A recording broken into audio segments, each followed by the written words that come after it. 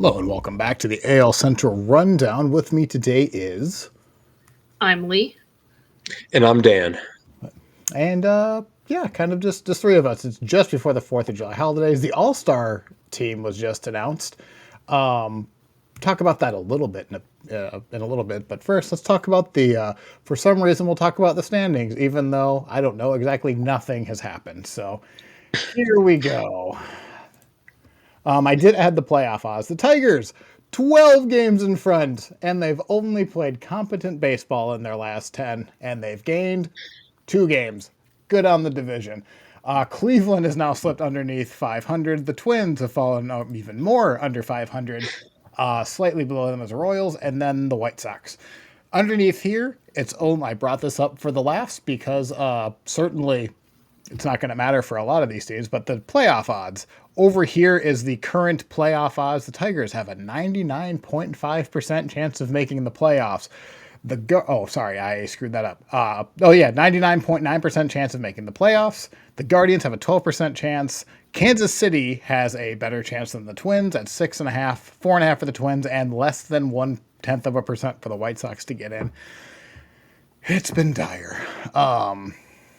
American League runs. I did show the entire American League because this definitely shows the story. The Tigers, second best in the American League in driving in runs. And then you have, you have to go to 11 to catch the Twins. And then the bottom three are all Central teams, the Guardians, White Sox, and Royals as far as total runs. Team ERA, not quite as bad because the Royals still have a tremendous amount of pitching, but the Tigers, Royals are above league average, and then the Guardians, White Sox, and Twins are not terrible, but certainly probably not trending in the direction you ever want to see that go. One day, 1 week, we will turn that around, and it'll be good news for every team, right? That's how baseball works. Yeah, definitely. So, how are you guys feeling after the week? We'll start with Dan. Why not? Yeah, Dan, you should go first. You've got stuff prepared, right? We can go there right off rip if you guys want. The Guardians had a horrible June. And the best way I can kind of exemplify this actually isn't it's to use a different landmark. We got together on the Sunday before Memorial Day and we watched the Guardians face the Tigers. Tarik Skubal was on the mound for Detroit, and he pitched a beauty where he shut out the Guardians that day. Under 100 pitches, complete game shutout, I think is only of his career. Coming into that day, the Guardians had taken 3 or 4, or the first 3 games of that series against Detroit, and were, I think, 3.5 out at that point in time, sitting very competitively in the division, and really felt like a feather in their cap to take 3 or 4 in Detroit. Since that day, they have been 30th in WRC plus. Ouch. Dead last. 30th in slugging. And that, to me, is the best way to exemplify how the last month plus has gone. I'm going to get a little bit deeper into it, though. And in that, coming into this year, I think there's an identity or a reputation that the Guardians have just the last few years around the league. You guys can confirm or deny this potentially, but when I think of the Guardians and what they're supposed to be good at, it's supposed to be a team that's great at pitching, either starting pitching or bullpen. Most of the time, it's been starting pitching. Last year, it was the bullpen. Good defensive team, not going to beat themselves on the field. They're going to catch the baseball, do things effectively, around the pitcher. Good base running team, first to third, steal some bases, fast team, all those type of things. And then the last thing is hit for contact. Not going to kill everybody with the long ball, but put the ball in play, be pesky, that type of thing. Are we in agreement that those 4 things feel like what the Guardians would be good at? Yeah. That's the script. In my opinion, I know the basic premise in Major League Baseball these days is you want to hit a bunch of home runs, launch angle. It's the easiest way to score. But I just personally think be good at what you're good at. And those 4 things I feel like are what the Guardians have been good at. And just some good success. I mean, ALCS last year. Now, with that, last year the Guardians were 12th in home runs. You need to be good enough at Yes. those baseline things to be successful. And last year they were 12th in home runs. But as I look at this year and how things have gone, let's take a look at those four things. The pitching has been all right. They're 16th and 5th as a team. Starters are 21st. That's actually better than they were last year when Carlos Carrasco was making a bunch of starts and Tristan McKenzie was making a bunch of starts very ineffectively. The relievers, who were the best in baseball last year, were 1st and 5th or 6th. You were going to expect some regression. I think in the aggregate, the pitching is about the same. Good defense. The defense has been honestly better by metrics than I thought it would be. But the biggest thing is, no matter what way you measure it, the DRS version, defensive run save version of range, or outs above average, they're not getting to a lot of balls. Yeah. But they have the best outfield arms in the league between Nolan Jones, Stephen Kwan, Lane Thomas, and the catching has been good, but not helping themselves with range. And then base run's been pretty good too. 10th in base runs by Fangraphs, 13th in base run value from Savant. So decent. Not maybe where you would thought they would be, but also not horrible. The biggest difference here, they were a league average offense last year, 15th, 100 WRC plus, right on the dot. They were 16th in slugging last year. Like I said, 12th in home runs, slugged enough to make themselves successful. They're 28th this year in slug, 22nd in home runs. Now, I'll remind you, the point wasn't that they needed to hit more home runs. The point is be good at what you're good at. Yep. Put the ball in play, be pesky. 10th worst K rate in the league this year. This team, over the course of the offseason, made a decision to try to trade some of that peskiness and ball in play for power. Nolan Jones, Yep. John Kenzie Noel, Lane Thomas, Gabriel Arias. The swing and miss went up as expected. The power didn't. In fact, it regressed. Like I said, 16th in slugging versus 28th in slugging. Even looking at individual ball players, Jose Ramirez, just named an all-star today. Starter. Fantastic ball player. Not taking anything away from him. Yep. His slugging is down 40 points from last year. Second on the team last year in slugging was Josh Naylor. Kyle Manzaro's actually been about the same, but his K rate's 10% higher. David Fry has been a non-factor. So he was third in slugging last year. This year it's Stephen Kwan. There's a 30-point deviation between those two guys. Fourth would be Kwan versus Schneemann, 28-point deviation to the negative. Fifth last year would be Will Brennan, who is having Tommy John surgery. Fifth this year would be Arias, 20-point deviation to the negative. At every level, the slugging has been worse, even with players that are the same, even with Ramirez. To wrap it up, the biggest things that could change or could help or worry about the now, David Fry's been hurt all year. Yep. I'm concerned that this is going to be a lost year for him. He's not hitting well now. It's very difficult to show up in June and try to make a season for yourself. Noel is down in the minors. I don't see that being a silver bullet. Lane Thomas has started to swing the bat a little bit better. But my guess is he'll probably be departing in July. Sure. There were 4 different ball players last year in terms of K rate. Ramirez and Kwan are 1 and 2 both years. Will Brennan, Tyler Freeman, Andres Jimenez, and Josh Naylor all were better than who's in third this year. I forget who it is. I think it's Carlos Santana. None of those guys are coming back. Those guys are gone. They were traded, let go, whatever the case may be.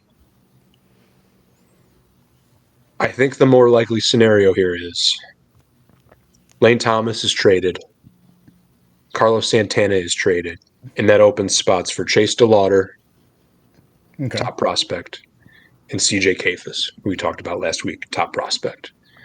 And then at that point, we're hoping to do what Detroit did last year, if we're lucky. I do say that, 40 and 43, 3.5 games out, you can trick yourself 3.5 games out of the wild card. You can trick yourself to thinking you're in it. Right. That's not where I'm at. Negative 50 run differential, 40 and 43. Don't get hooked. I will say, don't trade Clase, don't trade Quan. I do think some of these dudes turn it around. David Fry's healthy next year. A couple of these prospects pop. We're right back competing again. So I don't think you got to go crazy and do something to really trade away one of your big guns. But it's becoming clear to me that this is not the team I was hoping for. And quite frankly, this might be like a 75 win team, is my concern. Thanks for coming to my, I don't know if I'd call it a TED Talk because it was so negative, but thanks for letting me go off and be depressing right off rip. I hope I haven't, if you're listening out there, sorry. We'll try to be more positive next time. But unfortunately, I think that's where we're at right now with the Guardians. Well, before we keep digging out of this pit, I did want to just bring up their splits because you cited a lot of things in there, and like I just wanted to see like just pulling up on the screen, and I did this to Kansas City last week as well. Even just breaking it down by months, their OPS has gone down since the start of March, when this should be some of the better offensive months that they should be having. It was a really cold spring. Yeah. You guys remember, right? You would expect that the offense would be better now, and it's the opposite direction. They slugged 330 in June. Yep. Oh it's been 381. Like there's not 606 OPS. That's rough. Yeah. Their team OPS is OPS plus is 69. July doesn't matter. It's 2 games, whatever. I haven't looked at this, so I'm curious about. Oh, what are their? I will say I was monologuing, so I think Lane Thomas hit a 2-run home run while I was going off. So hey, look at that. Let's go back to Lane Thomas though, because I did see he has a 44 OPS plus. That's not stellar. He's been hurt all year. It's been one thing or another, but it has been 132 plate appearances. Yeah. So I understand that is small, but that isn't all that. I mean, it's still small. It's still like a. Was he playing while injured, or was it injuries that took him out and then he came back, or was it was a little bit of both. He initially on opening day here in Cleveland, like 9 games into the season, he broke his wrist. He tried to play through it for a few days, and then they finally put him on the IL. But I think it's the plantar fasciitis that he got later on that's been more of the issue. He's looked better since he came back this last time. Okay, so I'm trying to figure out how much. I was trying to figure out how much of that is he was playing injured, and that's why he wasn't playing good. I think it's a portion of it, but I don't think it's the whole story. Okay. He's also just streaky, I think. So that doesn't help. But I will say, I talked about range, defensive range. They made a decision to put Lane Thomas, who's probably more of a right fielder than a center fielder, in center field. Yep. And they did that because they were thinking they'd get 20 to 25 home runs. And we've got 3. I wonder. So I'm looking at their OPS plus. I mean, 95 for a first baseman, not great. It's not ideal. But, at least it's he's a couple games away from league average. And what I didn't want to do was the whole Josh Naylor should be on this team thing. Sure. At some point, Josh Naylor was going to depart, whether it was this year, next year, 5 years from now, whatever.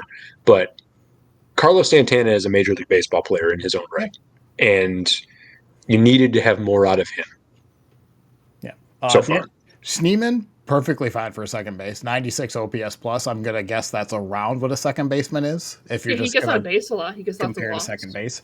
Schneemann's been a nice little, he's been a pleasant surprise. I would hope he'd be a little bit more offensively, but he's been fine. Yeah.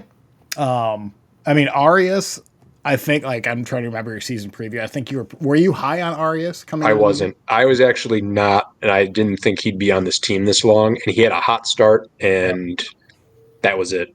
Then you're looking at Martinez. So I skipped over my news. He's actually on the IL now. He had a really bad ankle sprain on Sunday. Trying to slide for a ball, his foot got caught underneath him, and it looked like they brought the card out and carted him off, and I thought he broke his ankle. He didn't break his ankle, but we're not going to see him for a while. We're going to get the Brian Rocchio experience again here for a little while in Pierce. Brian Rocchio and his 21 OPS plus. But like, I mean, you're looking at some of the offense, and like this isn't necessarily true for the Royals, and like the Twins would have a very similar page to this too. 73 OPS plus for Bo Naylor. That's still bad even for a catcher. But it just drops off so bad in the outfield, and the bench has gotten zero production. Yeah. Actually, negative production from basically anyone who comes off the bench. Yeah, that bench is horrible. You can't do anything with that. No, I mean, you can't give anyone a spell. Like how many? And games? it's so bizarre because it's the same dudes from last year. Yeah, we had depth last year. Vogt did a great job of dialing up the right choices at the right time, pinch hitting, doing all the stuff Detroit's doing really well with. And I mean, he can make calls and make choices and put guys in and out of the lineup, but either way, it's 0 for 4. Right. Do you want 0 for 4 or do you want 0 for 4? Right. I can't remember where I picked it up from, but it was there's a couple of years ago where the Twins bullpen was just combustive. Like it combust. And like people were getting on Rocco for like, how can you manage the bullpen this way? And I can't remember. It must have been Gleeman and the Geek, but somebody said when every button that Rocco pushes is going to explode, he doesn't have a good option to throw in. So like, you're either going to take cyanide or they all say self-destruct on them. What do I do? Yeah, this blaze will be slightly hotter than the last one. Okay. So, I mean, and with small market teams, this kind of happens. Like they're going to have more fluctuation. It's kind of weird that the Twins, Guardians, and Royals seem to have all taken a major step back while the Tigers have taken a step forward for the entire division. But I do kind of wonder. I know you said you shouldn't trade Class A. I'm kind of in the different opinion. He's the one guy where you could talk me into it if it was like the right bounty for it. Because how much longer is he on a 2-year deal? Like what's his They contract? Extended him, so he's here a while. I forget exactly how long. I can look it up. But he's the one guy where you're not gonna, if you're gonna win 75 games, who cares if you have a closer or not? But also you have this bullpen depth. He's very highly thought of around the league. That was more about the fact that I think we could be right back in 2026. Yeah. So you have to get a lot. He has 3 years after this year. He has 3 years of team control, but both of them are team options, and they're only $10 million options. So that to me teams would be looking for that because they can cut bait anytime that he has a rough season. Sorry, as we scored 1, and then Joey Cora windmill took over, and Vierling was out by 10 feet. But what is Class A? What does his numbers look like this year? Not as good. This is probably his worst year, actually, as a major leaguer. Because I know he started off horrible, but then he got good again. So there was a lot of bad luck mixed in with that early bad performance. I mean, look at his FIP this year compared to last. His FIP is perfectly fine. And even its FIP, if anything, it's his WHIP. It's his career FIP. Yeah, it's his career FIP. So that's not a big deal. Is he giving up more home runs? No. If he's walking a few guys more. But even what's weird is his strikeout rate is up. Yeah. So the results haven't been ideal, but he's been fine, and I wouldn't be too concerned about his performance in the future, really. Would you say that he's a fine reliever? He's just not been the shutdown closer, but he's still a good enough reliever. And I think it really sticks out like a sore thumb just because of how dominant he was last year. Yeah, whenever you can compare anything to that, it's going to look so much worse. I'd say that about this entire bullpen this year. Like I said, they were first in FIP last year. They're sixth. Sixth is really good, but it's not. It's not. But it's not. Last year it was a 6-inning game. If they could find a way to nurse Carlos Carrasco and Logan Allen and Tristan McKenzie through 4 innings, right, they were going to win a lot of games. But it's not that level of bullpen this year. It's just we're a really good bullpen. Tigers are kind of having a similar thing where So there were Tigers, a lot of perception of the fans have been the bullpen's been terrible this year. It hasn't been terrible. They've been the past month has been average, but you compare last year when we did an opener, it was an ERA of 2.2 or something. This year when we did an opener, it's 4.3. That's not great, but that's not awful. Right. It's not. So it's I did kind of just like want when the perception is something was so good before and it goes slightly down, it feels so Right. much worse. well, like, and not for just to go back to Class A, like he is dominant in a way that late inning relievers aren't today. Like you would expect a late inning reliever for their K per nine to be like 12, and he's been like 8 his career. He He's generates 9. a lot of weak contact. Yes, Yeah. and like that's when you do that, you're at the mercy of the BABIP gods. And if they Yeah. don't like you for a month, your season is screwed. And they They're haven't gonna, liked him this year for yeah. probably a little more than a month, but I think he still throws with the same amount of velocity. Mhm. Like I all just his think it's stuff is the same. It's just getting yeah, different just results. bad luck. There was that early in the year. I think he was in the middle of the plate a little too much, and I think that contributed. But generally speaking, I think he's been the same guy. Yeah. Also, when you are that good the year before, you kind of have a target on your back for the next year because everyone's going to be Right. looking at you and seeing how Yes. to beat you. Right. I mean, Like I don't. Skubal talking about that, like going into this year, looking at how he's going to change stuff because he knew when you were unanimous Cy Young, everyone's going to be looking at how to hit your stuff. Yeah. Yep. And I would. I mean, not for nothing. Like you've gotten your mileage out of Class A. I would be if I was the Cleveland front office, I would make him available.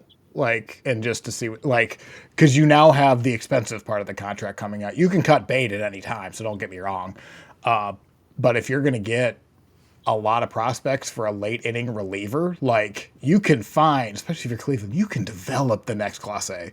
I know they got him for a steal, but like you've Well, you gotten got your him for nothing. It's not that much to trade him for something right. that could be nothing. I'd rather have him for 2026 because I think this team Right. could just be competitive again.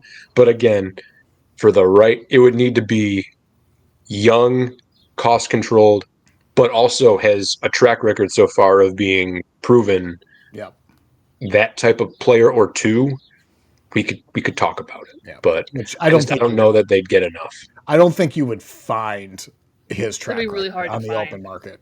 Or Yeah. like it would be around that 10 million mark. So you're kind of like you'd be cutting into a 1 year deal, but again, you can cut bait at any time. So Yeah. I just And you could probably get more because that contract is just yeah. so But team friendly. I have seen too many relievers, and we all have. It's not just like me that's seen it, but like relievers, when they're great, they're great. But boy, is that a sudden collapse! And if Yep. you can sell not high, because last year would have been the high, I'd really be open to it, I guess. But that's maybe me wanting to see him out of the division. They made a decision this winter where they did trade from their bullpen depth. Eli Morgan got traded. I forget if Nick Sandlin got. I think Nick Sandlin got traded. I don't think that was a free agency thing. No. And it's they are of that mindset where you can do that. I kind of wonder if they look back at that and they should have more trade Class A and keep the other guys, and then you just have more bullets, even if you lost your biggest bullet. But that's hindsight's 2020 kind of stuff. Right. I don't know. And like, I have a couple questions. One being, looking at when I was looking at Cleveland's offseason, I was like very unimpressed. I know a lot of Cleveland fan base was very unimpressed. How are you feeling about it now? I mean, Naylor's the big thing, and I just a minute ago talked about how that was, they tried to have a contingency there, and you can't just bank on one player being the difference. At the same time, I have to admit this offense would probably look a heck of a lot better with Josh Naylor hitting fourth than Carlos Santana. Is that the difference between being 40 and 43 and 12 and a half? Is that the difference between being 12 and a half games out and winning the division? No. Yeah, there's a lot of other things that have gone I wrong. I Guys, it's not one guy isn't gonna. Jimenez he hasn't hit in Toronto any more than he was hitting here. He's the same ball player he was. I do think, there's maybe a little bit of the clubhouse is a little different this year. I think maybe that's part of this. They're trying to find their way with some new guys. I'm the guy that said, chemistry matters. I think that's part of their ethos as an organization. So I do think maybe there's a little bit of a feeling out because those were two guys that were a big part of the ball club for a number of years. Naylor in particular is, I think, very much a spiritual leader of that team. But I'm kind of rambling now. I think there's a difference there, especially with Naylor, but I don't think it's the difference between how I feel and feeling significantly different, I guess. And at some point, we're splitting hairs too, That because makes it's not sense. like it's Detroit, and then what's the oh my goodness, And while you think, by the way, the Naylor trade could end up being Slade Ciccone has looked good at time, a number of times. That could end up being a trade they win still. Like, I'm open minded to that being the case. I was thinking of Moneyball. It just seems like they That was should what I have could think. bought more rather than like, oh, he's gonna be really good in 2 years. Yeah. Yeah, it's kind Well, of and thing. part of me thinks it's not like no one is giving Detroit a fight right now. So like Cleveland or Detroit has been so dominant, and then you have 3 below 500 teams. We're splitting hairs if we think Bowden or Josh Naylor would make up a 12-game difference. Yeah, that's He's not going to make the up chasm 13 is so games. large that It might be a moot point anyway, but would I yeah. feel better about being 44 and 39 and being 8.5 games out? Yeah. I'd probably not entirely. That minus 50 run differential really bothers me too. I'll be honest. Like, Yeah, I mean the negative run differential's been there all season. That's gonna be my other question. Which after those has the negative run differential shown its ugly actually, face? I think Like, I was talking about bullpen being first versus bullpen being sixth. I think that's actually a bellwether for that. And the reason I say that is Vogt is very much a guy that has an A team and a B team for his bullpen. mm-hmm. And our B team has not been nearly as good as it was last year. That was Eli Morgan. That was Pedro Avila, who's pitching in Japan now. Those guys were pretty locked down. I think Eli's ERA was under 2 last year. So last year, you get down 2 runs in the 6th, and you still had a shot because even those guys were kind of keep you in the ballgame. Not the same this year.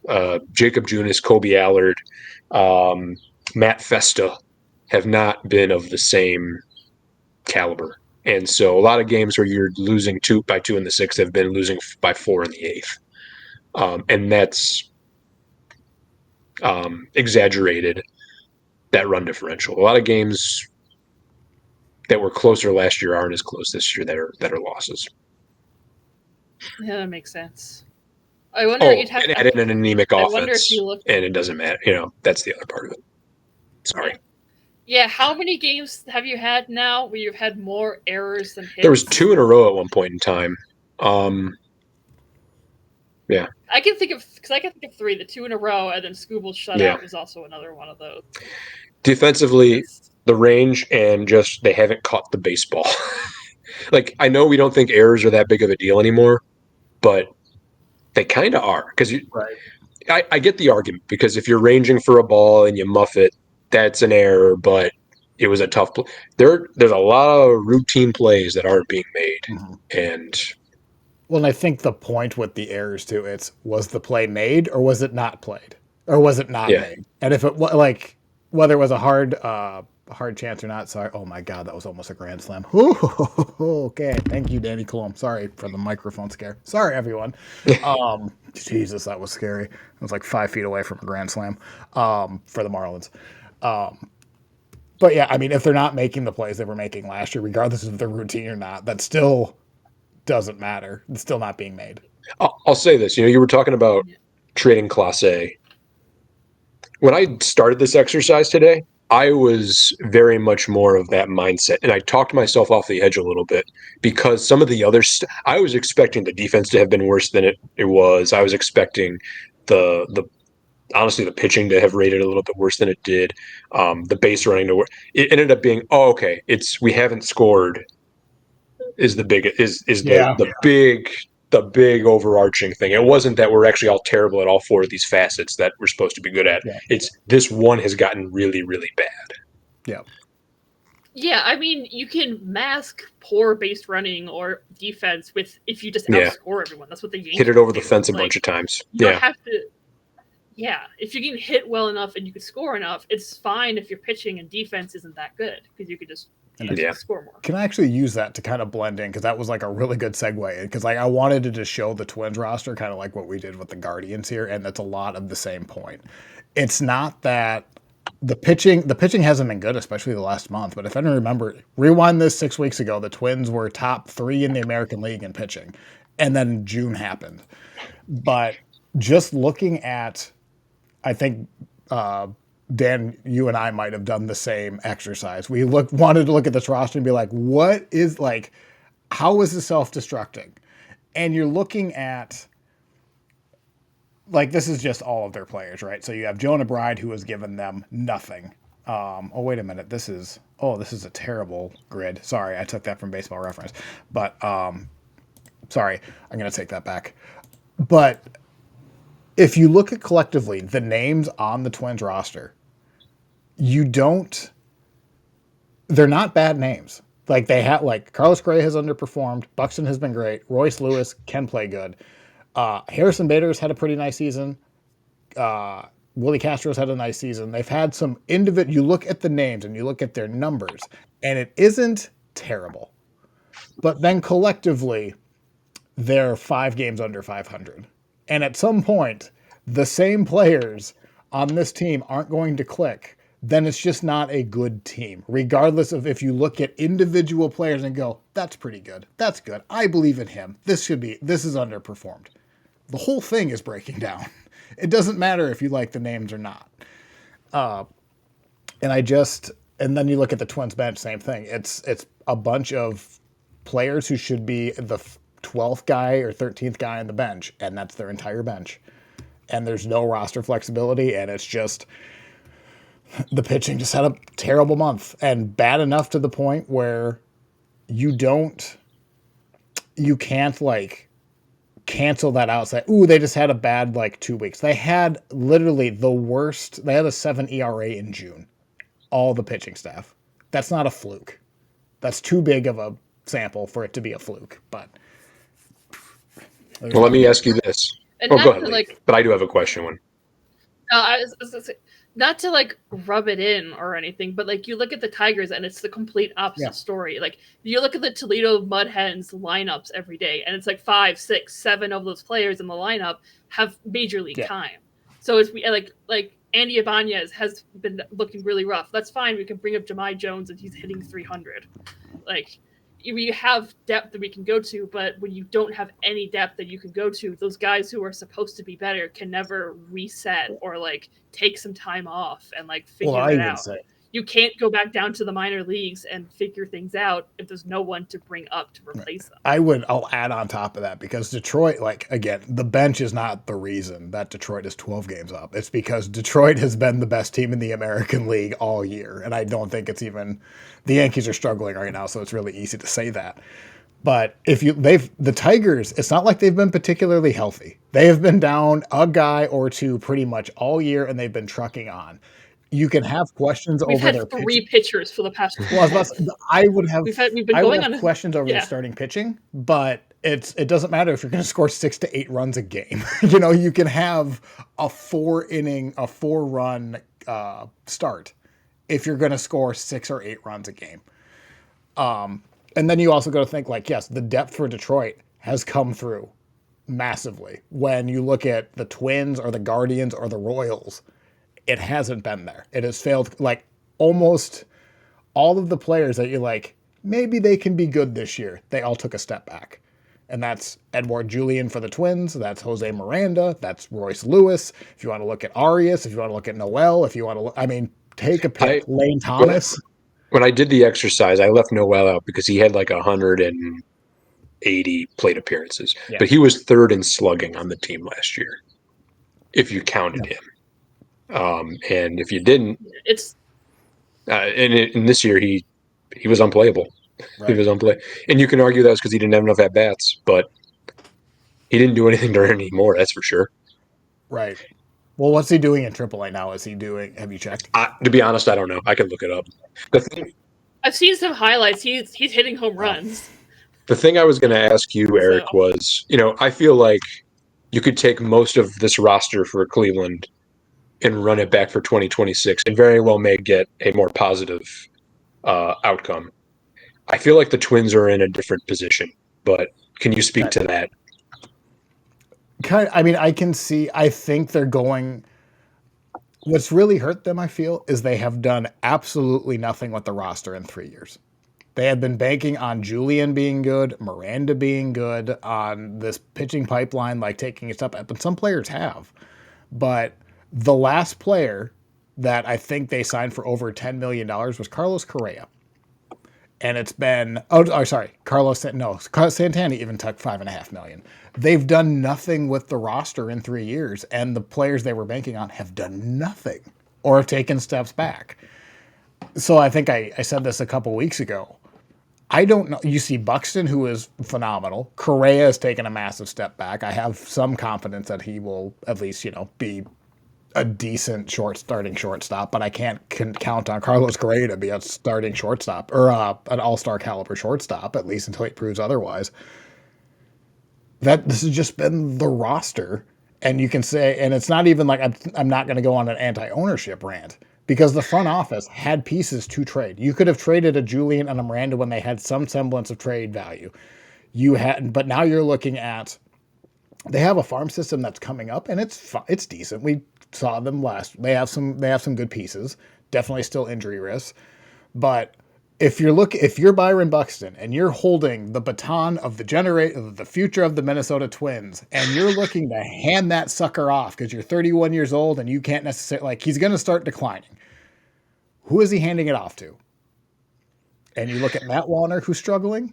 You see Trevor Larnach, who is a decent, probably a platoon bat for the next couple of years. And then you're looking at rookies. If those rookies don't come off, then there's no one. And then this roster is screwed. Well, sorry to the Tigers just took the lead, by the way. As another update, Jermai Jones. Apparently, I don't know. I thought I saw Lane Thomas rounding the bases earlier, so this is pretty poor reporting. But Santana definitely has a home run. David Fry definitely has a home run. There you go. I might have reverse whammied this, and we're going to be fine, but probably not. So. Well, keep in mind, they go on a 5-game winning streak. They're back to 500, and then now they're suddenly buying at the deadline. Yeah, I'm ready to be hurt again. Yeah, yeah, right. I like that too. Twins, for the Twins, it seems like they've been trying to do the same thing, the same roster every year, but it doesn't. No, and work. You gotta. I can have something. faith because, the trade deadline in 2022 was they bought, but they picked the wrong players to buy on. So, they bought Jorge Lopez. So they tried. Yeah, they actually in the moment it was a good trade deadline. But then you look it back, Jorge Lopez was killing it for Baltimore in a good way. He came to Minnesota and just fizzled, was unplayably bad a year later. And then they traded for Tyler Mahle. So they were aggressive, and then they just both those trades fizzled out. And since then, whether it's the front office just being timid or they just have a high bar for what they're going to trade for someone, whether it's getting rid of a veteran or trading a prospect away, might be too high. And nobody's valuing their players as the Twins are valuing them. But yeah, they have chosen to keep this roster. They could have traded Royce Lewis if they really wanted to shake up, or a Bailey Ober before he looks terrible. We'll talk about him in a second. And then Joe Ryan. They're almost going to have to do something like that. They're going to have to trade if they're going to sell. And if there's going to be any movement on this roster, you're going to be trading a Griffin Jacks, a Duran, a Joe Ryan, a Bailey Ober, not a Buxton because he has a no trade clause, but then you have all your impending free agents. But if they don't do that. And I think you're saying this, but can I give an outside perspective on this? Sure. I think you guys are in a position where it's time to rebuild. And I think I'm possibly summarizing what you're describing. That's kind of what I've been thinking too. Your best players are guys that are injured chronically and getting older. You gotta move on from them a little bit. Not trade them. I'm not saying trade them away, but I'm saying don't make those two your centerpiece. You gotta find I'm saying trade them away. Easy for me to say from an arm's length, but I don't think Correa's going to. You know what? You're right. He won't, because that contract is not great. And also, That contract. There's also several medical reports out there that say his ankle's going to blow up at some point. So Right. Yeah.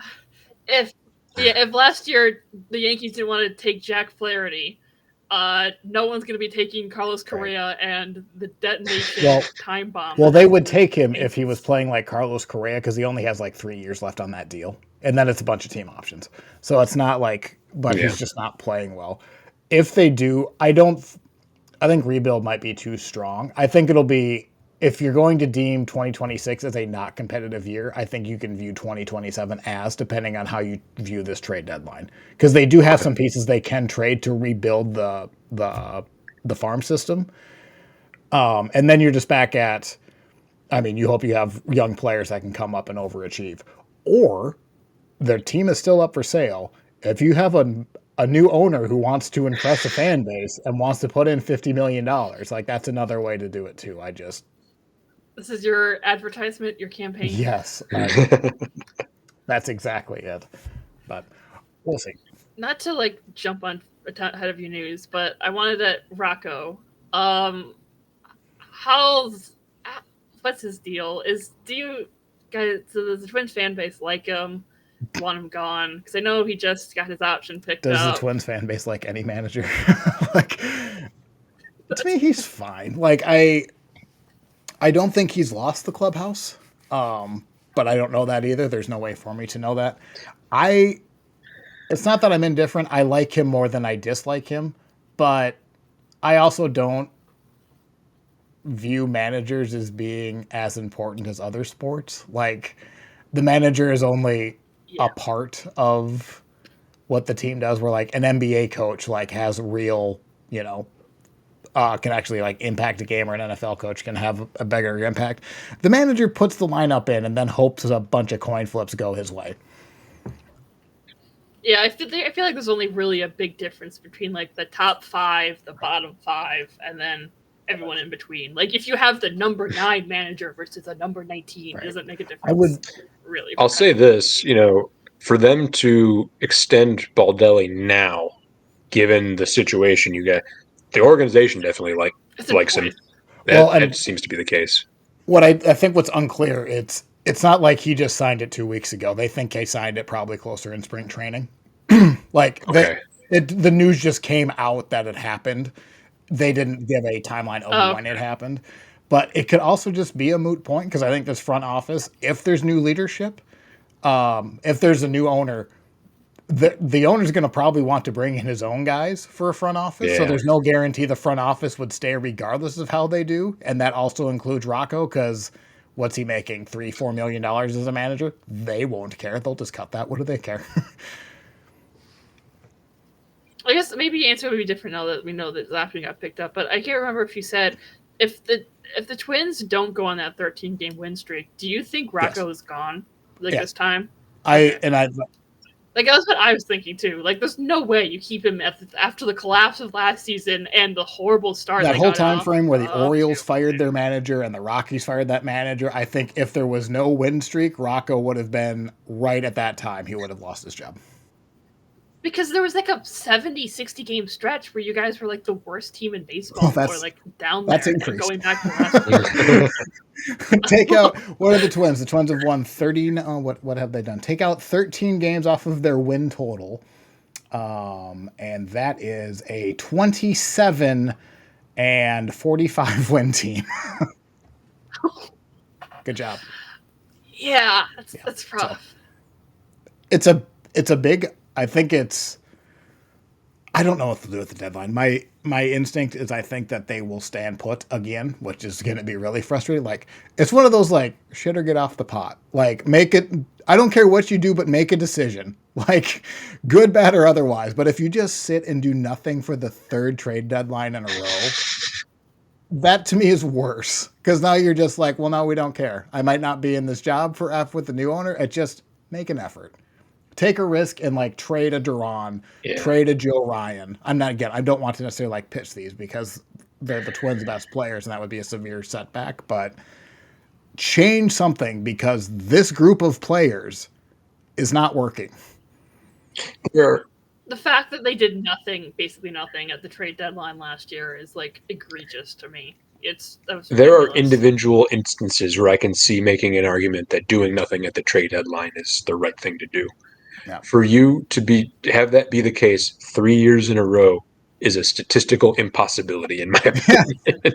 It's just ridiculous because it's not like their farm system has been good or better than average, but like it's not like it's been like number one in baseball for didn't those 3 years. It's been didn't like Keith top didn't 10. we see Keith Law last year or last week say it's fine at everything? Like I Yeah. forget the exact He analogy said he it's made. mid with the Yeah, lowercase they m. they do Like, everything yeah. well, but you wish you were more excited about them. That's all right. Like, and it just happened that this last batch of prospects just didn't work out. That can just be crappy luck. Yeah, Like you have 10 prospects. Yeah, You like hope 5 of them are good, but sometimes none of them are good. your scouting director was a moron, and Right. you got rid of him, and now you're trying somebody like that. That Yeah. happens. I, Shout out to all the scouting and you directors out had good there. drafting, but the player development was Or yeah, actual garbage, so you never I got guess the point anything. being there are elements to the front office that could squander that growth. There's a number of them, right. and We'll see. I mean, it'll be really interesting. I could see them going into a rebuild. I don't think if I think it's 40% chance that they go into like like they take a step back. And then I will say it's like a 20% chance it'll be a full scale rebuild. Like a full Just blow on it all up. tear everything down. Because I also don't have the patience for that anymore. Because I've seen the crap end of the ownership not investing in the team when they're terrible, and then they get good, and then the ownership also deciding to not invest in the team. So, and watch, they'll go on a 13-game winning streak, and they'll somehow be buyers. For who knows? This team is very weird. And then do nothing with that Yeah, option to and then just buy, sit on and their then hands again, and then say, "Hey, we get Pablo Lopez back. That's like trading for an ace, right?" No, it's not. yeah, definitely. I mean, Pablo Lopez is a very very good pitcher, but I hate that argument of we're getting an ace back because we got someone back from injury. Well, that's not great. There's no guarantee he's going to be good when you come back. But anyway, I've done an equally big rant. Felt good. Bailey Ober's on the IL. Everyone kind of saw that coming. Royce Lewis is back. He hasn't been great. We'll see what happens with there. But yeah, Lee. hold on Um, before we oh, move off. I had one bit of news. I'm doing this a little tongue in cheek, but I talk a lot about these marginal minor or these relief pitchers that have been healing and coming back to the Guardians. Just to close the loop, give people some closure here. I've talked a lot about Eric Sabrowski the last couple weeks, having his rehab outings. He is back on the major league roster. He made an appearance yesterday, so hey, he's. I will say this: I yeah, was talking about bullpen depth. That it doesn't feel like a big deal. Having another effective guy that could be on the B team may make a difference. yeah. So Sabrowski's back, waiting on Trevor Steffen still, and we'll go from there. Thank you. Just Ready to wanted to add that in there. make up that 13-game gap there. Yeah. Oh. Lee, talk about the Tigers. Yep. So yeah, another like so. Okay, so there's this guy on the Tigers subreddit who he did this like there's like a guy who does in the Red Wings for a while back, but basically he's been looking at 11-game stretches and like counts to 93 wins, and for like the third 11-game stretch in a row, we're 6-5 and perfectly on pace to end with like 93 games. So Tigers have been good, pretty decent. We like to step that up a little bit, like going to the end of the year, but they've been good. Going into the All-Star break, we got Kerry Carpenter is going to be going on the 10-day IL with a right hamstring strain. This is out of an abundance of caution because he's basically been playing with the hamstring thing for like the past month. He was playing poorly. I was like, just put him on the IL and let him rest. He's not helping anybody right now. And then he hits 3 home runs in 5 days, runs out a triple, and then immediately gets injured. I'm like, God damn it. But yeah, he's had hamstring issues in the past, and since we're going into the All-Star break soon, AJ Hinch is like, this is very mild. It's just a really good time to put him on the IL, make him not miss as much, but get as much rest as possible, type thing. So he will be back probably like soon, if not right after, soon after the All-Star break, so he will not be gone for too long. We got, in terms of position players, Matt Vierling is back again. For now. Yay! Yeah, he's been back for like almost a full week now, so feeling pretty good about it. We sent Sweeney down to Toledo, which made sense because he was pretty much the odd man out. He wasn't terrible, but he was not good. But then he came back 3 days later when Carey went on the IL. We've had a few like random bullpen moves, but it's been goofy just because we have the doubleheader today. So I'm not going to get too into those until we really know what the roster is. But we've had Sawyer Gibson Long is on the IL now with neck tightness. That was announced this morning. But they're going through some tests. When he was like throwing his bullpen today, he's like, my neck hurts. No, I don't know what that could be, but that's just concerning because he had like a million injuries he was coming back from. But in terms of good news, Alex Lang looks really good in his AAA rehab, so he can possibly be back in our bullpen very soon, which would be nice. And Reese Olson will potentially be back on Friday. I think the original plan was to have him pitch today, but since it got rained out yesterday and we're doing the doubleheader today, it's like got all wonky. But he'll probably be back for the next series, which is great because we very much need starting pitchers right now. So we've had a lot of starting pitching injuries lately, and I'm kind of sick of doing the bullpen thing. Right. Because it hasn't really worked out as it did last year.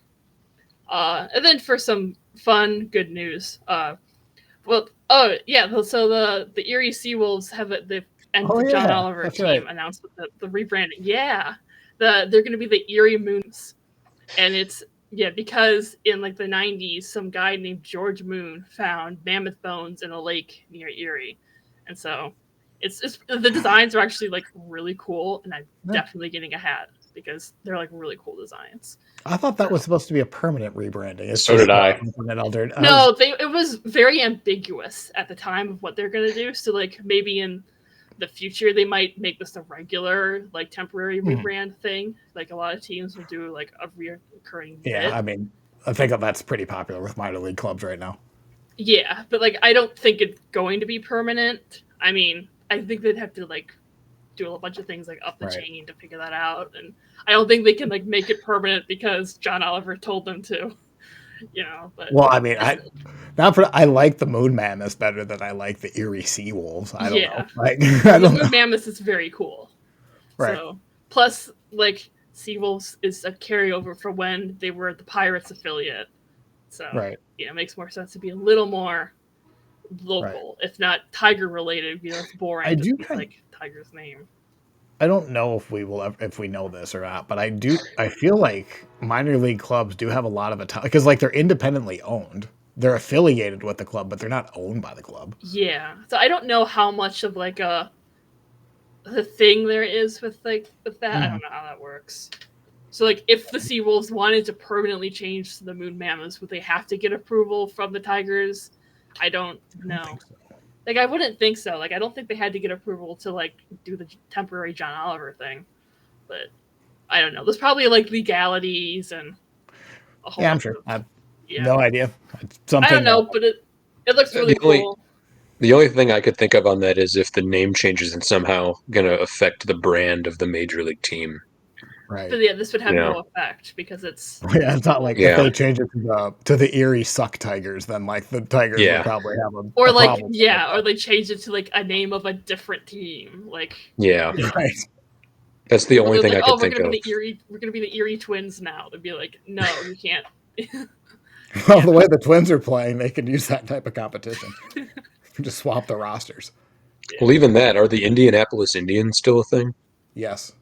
Well, there you go. They weren't an Indians affiliate ever. Yeah. Yeah. So strange. I want to say the Reds, but that's not it because I think it's the Louisville. They're the AAA team. Is it the Pirates? Is that the Pirates? It might be. I don't know. It might be the Pirates. I don't know off the top of my head. A Google search can answer that, but I'm too lazy. Yeah. Yeah, and Skubal was the AL Player of the Week, very much deservedly because he was awesome. let's talk about Skubal. So the series that I don't want to talk about, I did actually put. I looked at Skubal's like player page for that game, and it was phenomenal. Then I just did a stat head search. So I looked up some stats. So I'm obligated to tell people about them because I took 10 minutes to look it up.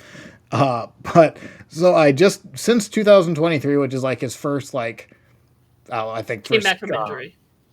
came back from, but like I think it's his first year he had like over 10 starts or something like that.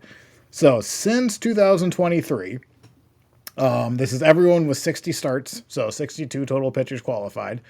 He has pitched 381 innings and has 468 strikeouts. That's very good.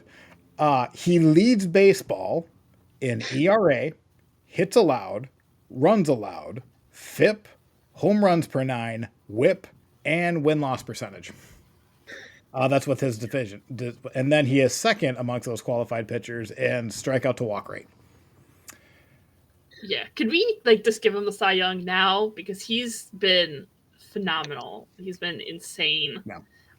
Let's see, let me pull up his current page. For this year, he currently leads MLB in FIP, WHIP, strikeouts per walks, and wins.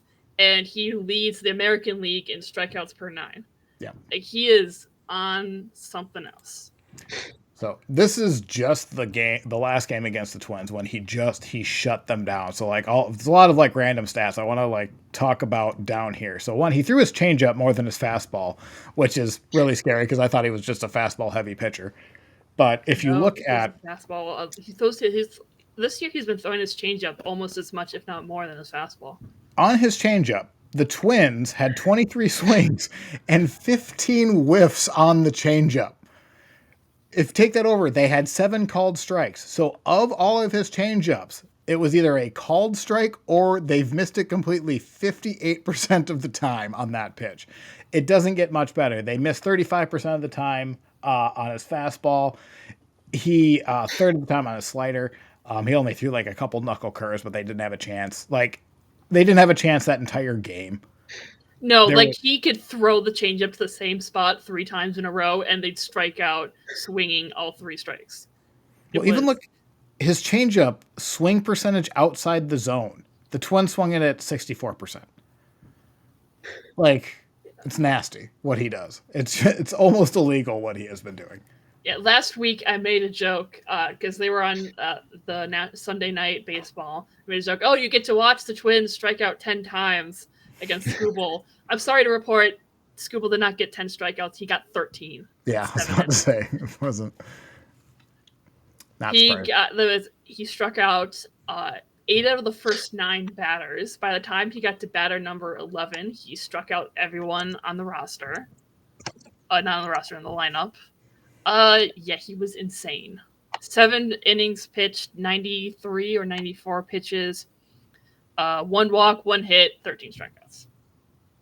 Yeah, let's just talk about this series. So the game we were just talking about, the Twins' expected batting average was 122, and I'm surprised it was that high. You had the second game really got away with them. That was the start where Bailey Ober looked like he was going to kind of dance through raindrops, and then Kerry Carpenter, I think, hit a 900-foot home run off him. And then it just was really downhill from there. The first game was nice for me. There really wasn't much to really talk about. The Twins took an early lead and just kind of held on to it, Detroit. But what is interesting is their expected batting average for each team was the exact same on that first game, which didn't make me feel good. Couldn't just like string. They got like a bunch of guys on base, like, and then the 8th they left the bases loaded, I think, or something like that. Yeah, they scored 1, but like they got people on base a lot, but they couldn't like put more of them together because for some reason Festa turns into Cy Young when he faces the Tigers and then just guards against everyone else. Well, Festa, he's very. I mean, you can expect this with a young pitcher. He has trouble going through the lineup a second time, which really is concerning because like you really want that third time to at least get on there. So like, but if he can get. I mean, this seems obvious. If you can get through the lineup a second time, it's a good start. Well, yeah, no shit, because that's probably a 5-inning start, and that you'll take that. But you can really kind of tell with him early, like the leadoff hitter, the second time through the lineup will just smash him, and it'll be like he'll be out by the third inning. It won't even like he will get caught up at the last couple. But that's been a coin flip. I was at work this game, so I couldn't like really watch. I can't even remember how the Twins scored. It was like a home run and then like a bunch of like RBI singles. Basically, Sawyer Gibson Long started that game, I believe. He was fine. I mean, allowed like 2 runs, I think. But again, even he's coming back from Tommy John and hip surgery, so I'm not going to put like too big expectations on him. He was fine. The offense just couldn't score, and like Herder came out and had like 6 batters and no outs because he had like 3 starts in a row where like he got out to the first start, first appearance, and then the next 2 appearances between them, no outs, 11 batters in a row with no outs. But he's had a really good appearance today. So, but he had a really rough like 3 outings there. And then game 2 was fun. Lots of home runs. Riley Green hit a home run, like it went like 500 feet. That was just like a meatball right in the sweet zone. That was really like Bailey Ober had a 9 ERA in June. They put him on the IL. He shouldn't have probably pitched in June, but they've been so light on starting pitching. Like their depth just got wiped away when Lopez and Zebby went out, and then they had a couple injuries in the minors too. But he just hasn't.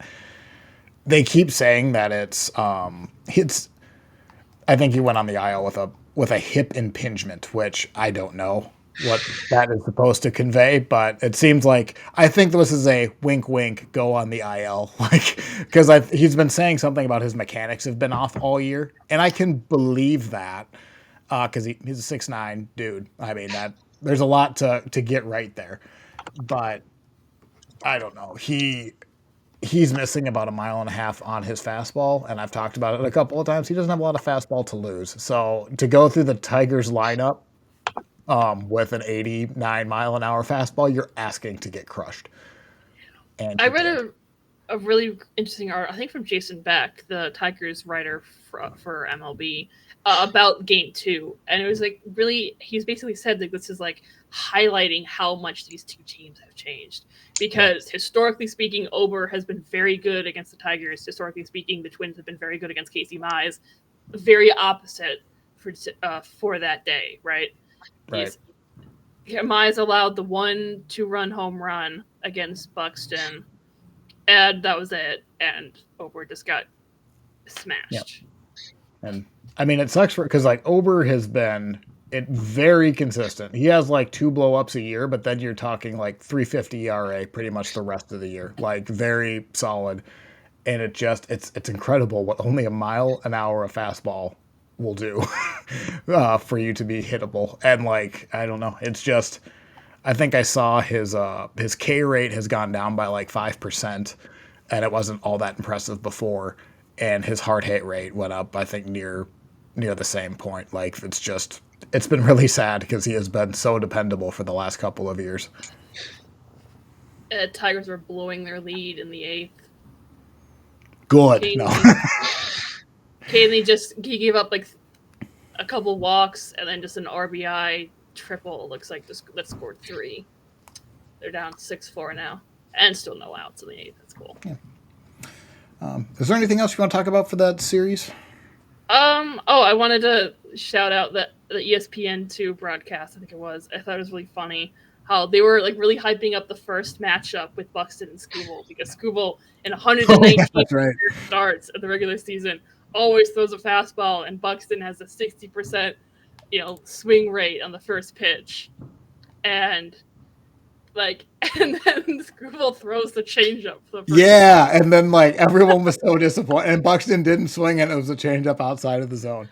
Yeah, and the ESPN2 broadcast lost their minds. It was very funny. Right. Which is is it the last time the ESPN will show the Twins? I mean, kinda. That's not official for next year. Looks like they're going to, Lee said, I think, Lee, you said this earlier. Yeah, there's like, there was like a Nothing Burger article, but basically like they've resumed talks about potentially extending the contract or like rewriting it or something. Yeah, but Tigers game, Sunday game against the Rangers in a couple of weeks got flexed to Sunday Night Baseball. So Tigers are getting lots of national love. That's good to see. Good. It's our first time since 2017 being on the Sunday Night Baseball, and a hell of a game to do that on. I disagree, but I'll be like when the playoffs come, then I'll start cheering for the Tigers. Gotta wait till then. Yeah. Well, do we want to talk a little bit of draft preview? Absolutely. All right. So if you guys do. Sure, why not? I do. Anything that I'd rather talk about the future of the team than the current product. So we talked about the farm system last week. This is actually this is going to sound insane because we went pretty long last week.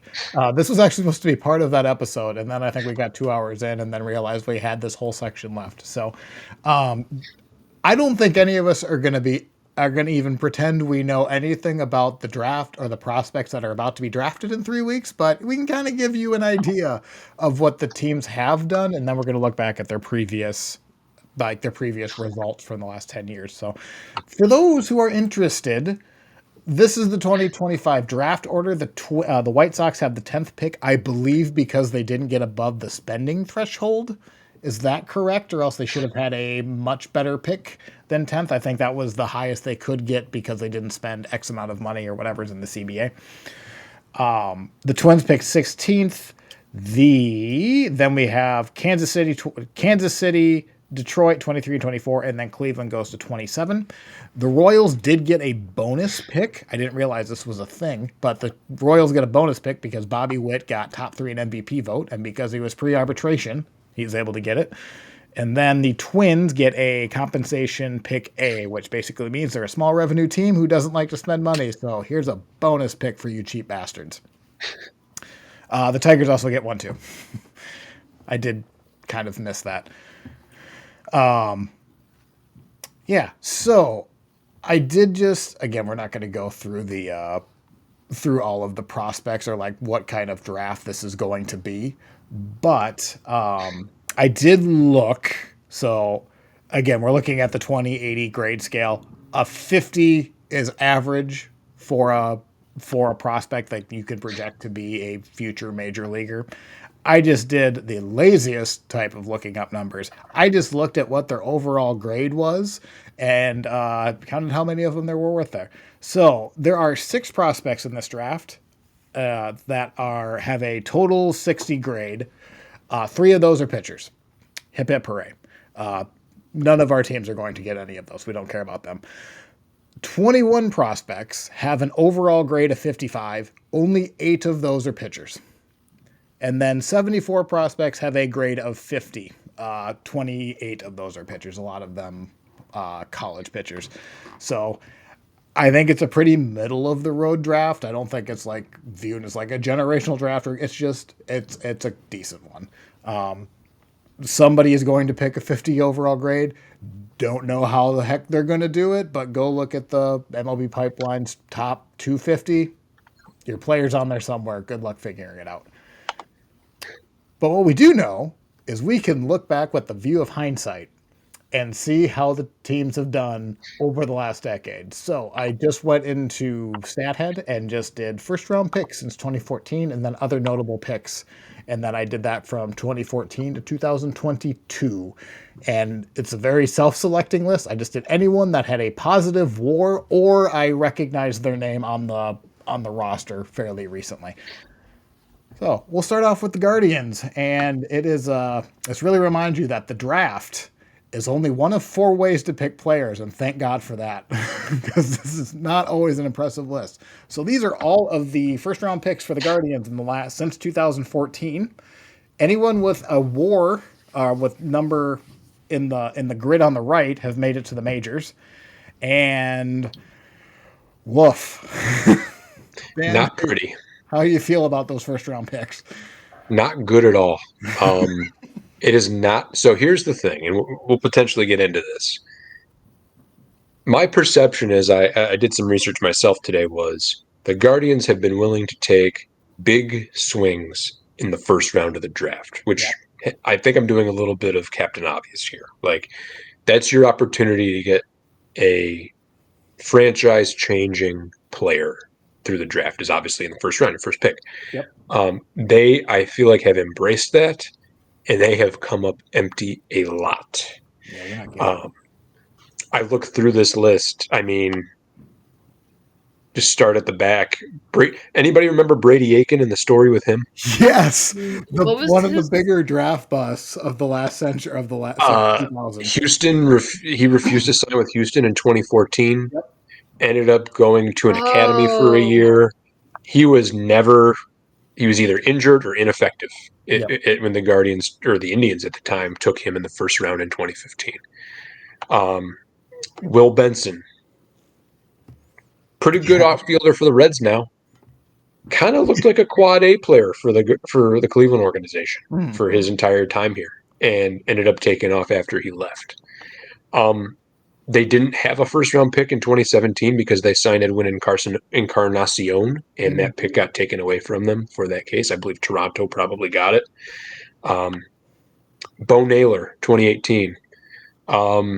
Yet to be seen, but I mean, we saw his numbers earlier. I think you would hope for better than a 75 OPS plus out of a Yeah. first round pick. Well, if you would have asked me before you said that Cleveland takes a lot of high school players, I don't know if I would have, because like they seem such a new school. But that's the thing is, I think big swing in the first round. I think Yeah. they're willing to really go for potential with a high school player in the first round. They had Next, a streak. 1, 2, 3, 4, 5, 6, 7 first round picks were all high schoolers in a row, and then you yeah, had 7, 8, 9. Like, phew. and it's changed more recently. Like, I'll get there. Like, Gavin Williams was a college pitcher. Chase DeLauder played at North Carolina. Yep. Ralphie Velasquez, I believe, was I don't remember. Does it say on here? High school. High school. Okay, so he was a deviation there, and then Bazana was a college player as well. So more recently, they have been a little bit more careful in that regard. But just to kind of round this out, Daniel Espino was a top prospect for this team for years, and he's just never been able to stay healthy. I think he's still technically in the organization, rehabbing somewhere. 2020 is a crapshoot anyway. Yeah, there's only 5 rounds. Yeah. Carson Tucker and Tanner Burns, both first round picks that year. Carson Tucker isn't in affiliated ball anymore. Oh, really? Tanner Burns has a 5 ERA as a reliever in Columbus, AAA Columbus this year. So not going to get much there. And then I get into, Gavin Williams. Hey, guy, finally we have somebody who's contributing on the Major League Ball Club, other than Bo Naylor, but like is a net positive. Gavin Williams. Yep. And then I've talked at length already about how Chase DeLauder may be on this roster in a matter of days, weeks, hopefully not months. Velasquez, we mentioned last week as a top prospect. He's a power hitting first baseman. Again, a little bit of a deviation there, willing to take a big swing, so to speak. And then Bazana was their choice from a mixture of probably 4 or 5 guys that were at the top of the draft last year. But he's currently injured. I thought I still can't believe you guys got the first overall pick. Yeah. Got them lottery odds. That's all. That's all that is. I don't like the lottery. I think it's dumb. Oh, I like it. I also like it because like it made owners you can't. Tanking is so bad in baseball. It's so bad. Like anything that goes against anti-tanking, I'll be in favor of. Not that this is going to like clear up anything, but if I remember, it wasn't Bazana. He was like, yes, there were like 4 players in the conversation, but he was like pretty much consensus the top guy. Like I think he was I think that was partially. I think he was the most Cleveland oriented player. Like really smart kid. Really cares about analytics a lot. It was a good fit, I think, in Cleveland with him, and so I think that's probably part of why that projection happened. So then now, moving on, I only went up to 2022 with other notable picks. And again, they had to have a positive, any type of positive one WAR, or if I just recognize their name as being helpful. More success. No, so this is the the flip side of this. Not very good track record in the first round. They become significantly better in the later rounds. And I'm probably going to say some names that you have up on the board. I'm going to say a bunch of names that aren't too. Just guys that made the big leagues starting back in 2015. Tristan McKenzie, I mean, I get it. He's not working out right now, but a couple good years there. Nathan Lucas, who's an outfielder for Toronto now, was on that roster. Yep. 2016, Nolan Jones, second round. Aaron Savali, starting pitcher. Now we ended up getting Kyle Manzardo for him. And then fourth round, 2016, Yep. Cy Young Award winner Shane Bieber, fourth round. The thing you'll notice here a lot, lots and lots and lots of college pitchers. Yes. 2017, second round, Tyler Freeman. So both ends of the Nolan Jones-Tyler Freeman trade there. Third round, Jonathan Rodriguez, probably a quad A guy, should probably be playing in Japan right now, but made the big league roster. Ernie Clement, playing third base for Toronto these days, fourth round. Eli Morgan, talked about him already tonight. Really good ERA last year in that really great bullpen, eighth round. James Karinchak, ninth round. Now, the best draft in all of these is 2018. Bo, we've talked about, but fourth round, Nick Sandlin. Yep. Now pitching, I believe, also for Toronto, but was part of the bullpen last year. Stephen Kwan, fifth round. Going to be an all-star again. Tim Herron, remember that bullpen squad, 18th round of the University of Indiana, college pitcher. 33rd round, Daniel Schneemann, playing a perfectly adequate super utility role this year. The 1,003rd pick. Yes, sir. I feel like the 33rd round pops up a lot as like this guy was a 33rd round. It just happens pick. to be the round. That's the magic round. Zach McKinstry was a 33rd round pick, and he's one of the better position players right now. I don't know. It just feels like maybe I'm just like noticing a pattern that doesn't exist, but it seems like. But that 2018 draft is probably the most impactful on the current roster with those guys. 19, Hunter Gaddis, really good lockdown relief pitcher at this point. Hey, another college pitcher. Will Brennan, not going to contribute this year, but has been moderately successful as a big leaguer. Nick Enright, we've talked about him a little bit. Hopefully going to contribute some more. 20th round for him as well. I see you have Kevin Kelly and Matt Waldron on there as well. No longer with the organization, but were also drafted later on. 2020, while the first round was a complete and total disaster, Logan Allen was taken in the second round. He's had a better year out of the rotation this year. I'll also add to that, he's not a big leaguer yet, but Petey Halpin is an outfielder who's a defensive first outfielder. Probably projects as a fourth outfielder someday. He was taken in the third. 2021, really interesting draft because the Guardians had 21 picks in this draft.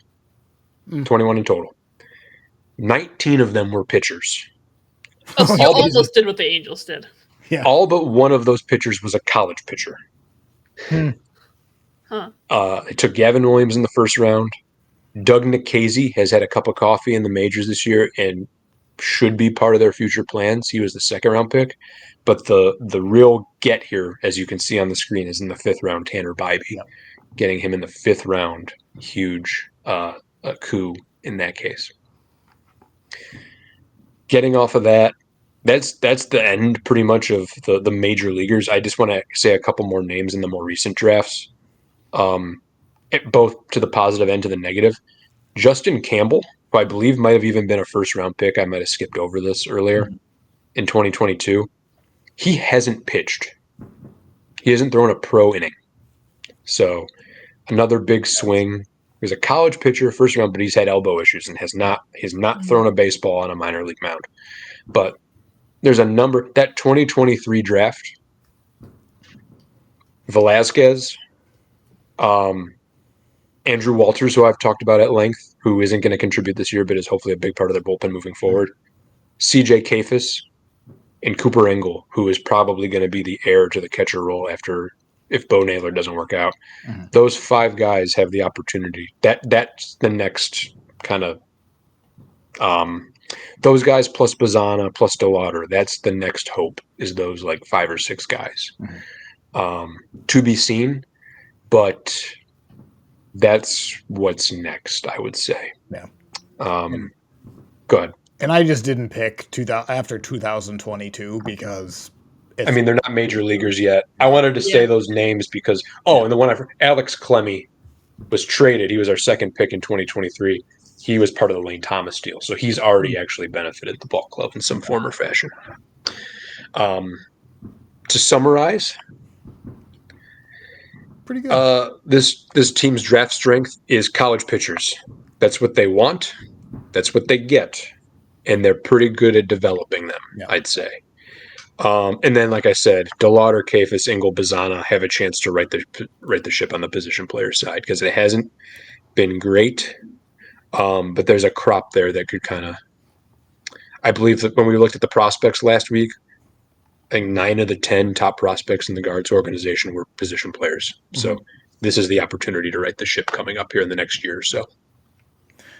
So this is completely unrelated, but you have a shadow in the back of your can. It looks like a dinosaur is about to attack you. And like I'm worried about, is there somebody breaking into your house? No, it looks like a ghost or something. Yeah, and it flashes once in a while. It's just like, ooh, I think, is this? Are we going to be part of a police report? It's just a guy just standing there waiting for you to finish your. That's right. There is a window here, and there's a parking lot out here, so you probably see car lights flashing in and out. Fair enough. Either way. Yeah. Anyway, we'll move on to the. That was very. I mean, that was very random. That's funny. That's cool. Moving on to the Royals. Oof. So they've had some good picks. The easiest pick that they had 2019, Bobby Witt, 18 WAR so far, high school players. They've been pretty 50-50 on if it's going to be a college player or a high school player. Caglianone's already in the majors. What's that? A lot of like alternate between high school, college, high school, college, high school, college. I think what would be very frustrating if Sam was looking at this, 6th overall pick, 8th overall pick, 9th overall pick, 7th, 4th, 32, 2nd, and like they've been in the top 10 pretty much since 2019, except for coming this year, which I think that kind of tracks.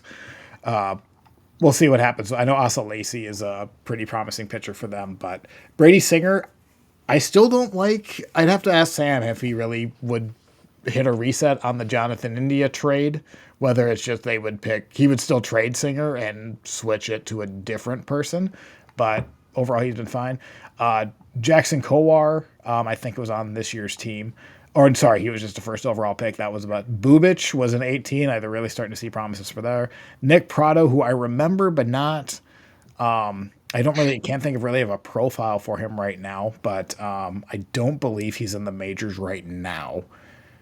And then just some misses, but they had a pretty good stretch here from 2017 to 2020 where they were just getting guys in the majors. But the picks where they were in the back half of the first round are better so far than the picks where they are in the front half, which is really strange. Well, I don't think it's that strange. The draft is such a crapshoot, but still, especially like you don't know, like did somebody drop so that like did a team take a below slot person so they could sign someone later, and did the Royals take advantage of that and all that, that game of chess that they try to play. Looking at their notable picks from 2014 to 2022, Scott Blewett isn't with them. Ryan O'Hearn is fine. Josh Stallman had a couple good years with them. Nicky Lopez is still playing for them. MJ Melendez has been terrible. Kyle Isbell has been fine. Probably just like probably just a smack average starting center fielder. Massey's at least playing for them, and then Pasquantino, and then Noah Cameron. So it has been getting better. No, sorry, Riley Green just got robbed of a home run. It was an amazing robbery, but he could have had 3 on the day. I mean, we're still losing, but we're down 5. We're down by 5 now. But wow. They might lose a game to the Central. Or the Twins won. Did the Guardians? They haven't played yet, have they? The Guardians are losing 5-3. It's looking like it might have been just short of a home run, but damn, that was a good catch. Anyway, sorry. Oh, the Tigers. Yeah, it's a Not. lot of it is not great. It's called Al Avila took over in 2015, and development was doo doo since then. He was good at drafting. Yeah. He could identify talent, and then they just go somewhere else and develop, or they would never develop, and then yeah. Derek Hill, he was exciting for like a little bit in 2020. Good defense. He's having a pretty good year right now with the Marlins. Like I say, pretty good, but it's like above what he's done before. Bo Burrows, his Tigers highlight is coming up for a game in 2021, puking on the mound, and then being sent down and DFA'd within the week. I do remember that. That's right. Yeah, you remember that? I Yeah. do. Matt Manning, he looked good for a little bit, but then just never really figured it out. His fastball is just he's had like a 5 ERA in Toledo right now. He has not come up at all this year, and he was coming up a lot last year, which I think kind of signals how the organization is. Yeah. Yeah. Faedo, he was decent for a little while, but then just never really developed into anything. We traded him to Tampa this offseason, so he's probably going to win a Cy Young. I think he's injured right now. But then after that, it gets way more positive. It does. Mhm. Yeah. Or at least more promising. Yeah, we're way more promising. Casey Mize is having a career year, so he's might be finally turning it around after a rough start and injuries. Riley Green, two-time All-Star, now starting in his first year. He's having an amazing year. Torkelson's finally figuring it out. Looked like Really a bust before this year. Yeah, I mean, if you asked me about this draft 5 months ago, lots of very different answers on here. Yeah. But yeah, Torkelson, I think you could say he's not totally a bust right now. I mean, we'll see how it if this continues on. But he's like bought himself more time. Well, like very he probably won't make the All-Star game this year, but like I don't think Could've. he can be classified as a bust anymore. He's lived up to at least some of that potential and has been productive. It's still a little bit of a question of it's going to carry over to next year because in 2023 he did this thing where he hit 31 home runs and then but yeah, I think that would be. Weren't you more encouraged by that? It was encouraging, but then he fell off so much in 2024. So there's still he could have this really great year, but then fall off. I feel better that at least he had some success before in the majors before this year, or else I would be worried about the bottom falling out again. I'm more encouraged that he at least had like a decent year or a good year. It wasn't a full year. It was like 2 months where he hit like 20 home runs in like 2 months. So now I think we're getting into that philosophical question of if what is a bust, and at this point, I think Torkelson has been good long enough that that's not a bust. He's been I think in the American League he like leads in home runs and OPS for first baseman. So he's been having a great year. He hit another home run today.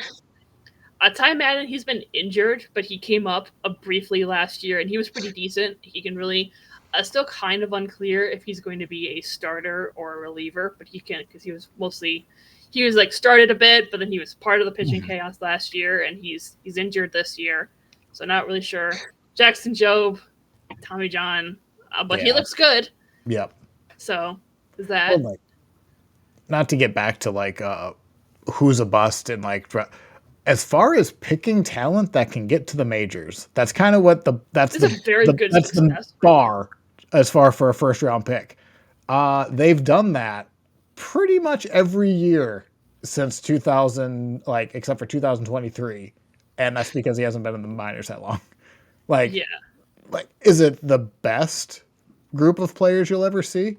Sure isn't, but they got to the majors, so they scouted something, right? I mean, it helps it does help you have the 3rd overall pick, the 1st overall pick, the 5th, the 1st, the 9th. Like, yes, you should be getting that stretch of 1st, 3rd, 5th. Yep. It's a bit rough. But yeah. And then if you'll notice, this list is a lot shorter than all the other teams. That's because there's a lot of guys that we traded away or they left for other teams or never amounted to anything because their development was garbage. I have a very large bone to pick with Al Avila. Yeah, but there's a lot of pretty good, interesting players on here. Turnbull he threw no hitter. That was cool. Yeah. He's probably using sticky stuff, but whatever. Let's talk about the more interesting ones. Let's see. Tarik Skubal, obviously, 9th round draft pick. Yep. The reason 8 other teams passed the reason 8 other rounds got past him is because he had Tommy John in college, but also he went to Seattle, so Northwestern area doesn't really get scouted out as much. Kerry Carpenter, a 19th round draft pick. It's pretty nice. Bo Brisky, he hasn't had a good year, but he had a really good last year. Yeah. A 27th round pick. Will Vest. There's a lot of guys on here, but most of the guys that are on the team now are guys that we traded for when they were prospects. So it's a little bit, because there's a lot of guys we traded for, but we were selling for 8 years straight, and we got prospects, and then some of them worked out. Tyler Alexander is probably one of the better players on here that's not on the Tigers right now. And Drew Smith. Drew Smith's having a pretty good year with the Mets right now. Tyler Alexander was good for us for a little while. He's had kind of up and down since then, but he's been decent. I mean, I would say, is this, again, it's is it the best group of players you'll ever see? No, but, these have been perfectly fine, productive players. And, yes, the bar for you getting on this is just a positive 1. But, I don't know, Meadows is still young. Skubal's great. Carpenter's great. Dingler's just getting started. Keith is still getting started. Herter's still getting started. They look a lot better. Very exciting. We've got 3 players on the futures game. McGonigal, Clark, and Briseño are all going to be on the futures game. Yeah, it's a very exciting time right now because there's a lot of young guys on the major league roster, but then a lot of prospects coming up that have very high ceilings. So very, very exciting. People are thrilled. Riley Green is one of the best players we've drafted in a very long time. In terms of it's been 70 years since we had a guy this young, this good. That type of thing.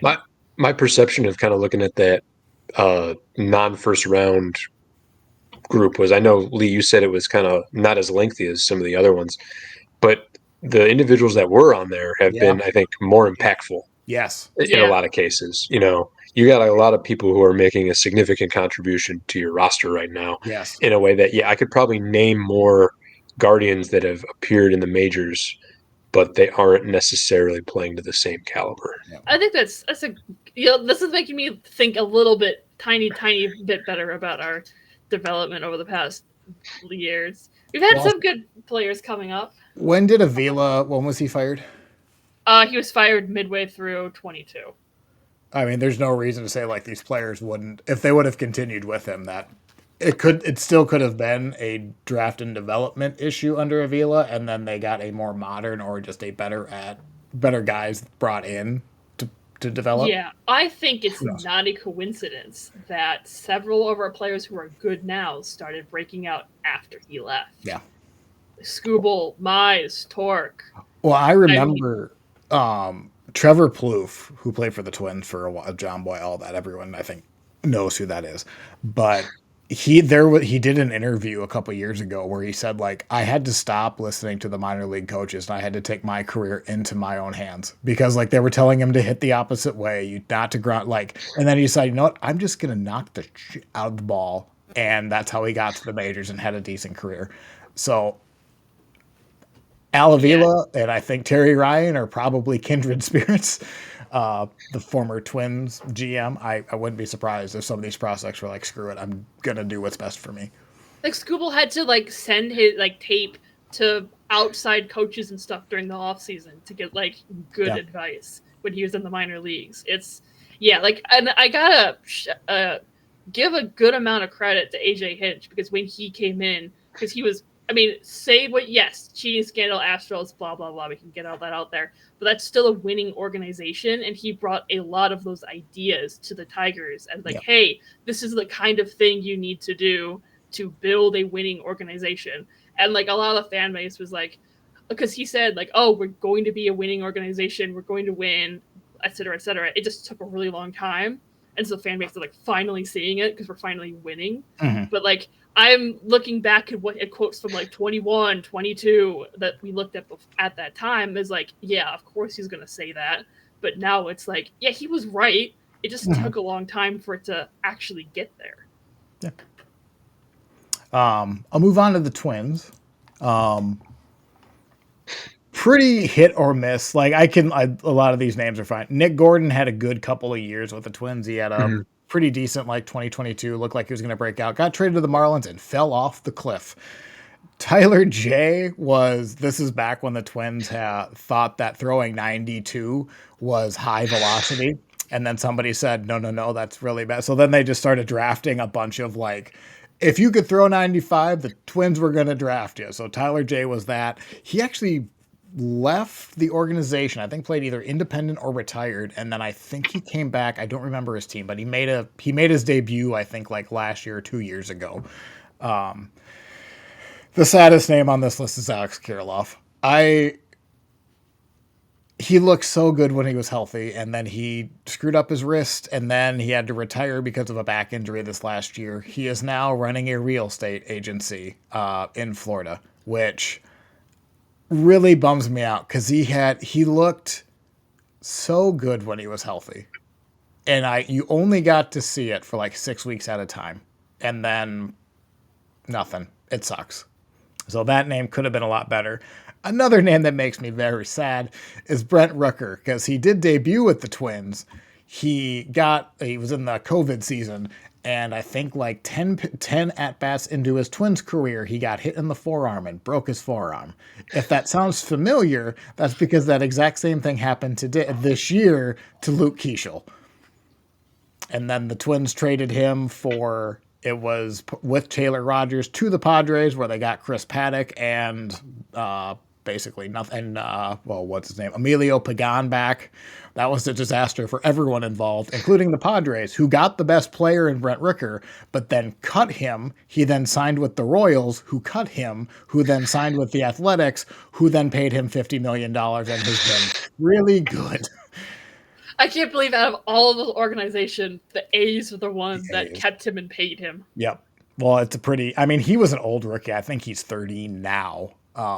He was always a bat first, horrible defense. Like he feels like a guy that has simultaneously been around longer than you think, but also not been around as long as you might think. If that makes sense. 2020, he made his debut, so that is true. That was 5 years ago. Yeah, I mean, it is a while ago, but I guess he hasn't played as much. Yeah. So it like balances it. I think it was 2022 or 2023 is when he actually broke out. Then you have the run of Royce Lewis, who, again, the jury's still out. Looked like he was going to be an all-star caliber player. Has not played like it in the last 100 games. Trevor Lennox, perfectly fine. No issues. Matt Wallner, pretty good. No issues. Keone Cavaco was bad from the start. I think they drafted him. They brought him to like rookie ball, and I think he slugged like 200 in a substantial amount, and that's rookie ball. That didn't work out at all. Only slightly better, but still not looking good, is Aaron Sabato, who was in the Torkelson, Pasquantino, who's the other, Andrew Vaughn mix. Played for UNC, was a monster. And then I think people were curious if he could hit a breaking ball. Turns out no. He's still in AAA, but he just got there this year. He was drafted in 2020. I think he's like a 27, 28-year-old AAA guy, which is probably just slightly older than average for that league, so that's not great. If he makes it to the majors... So weird. What's that? The 2020 draft as a whole, like if you look at the first round and it's like the top 10 players are like never made the majors, negative WAR, never made the majors.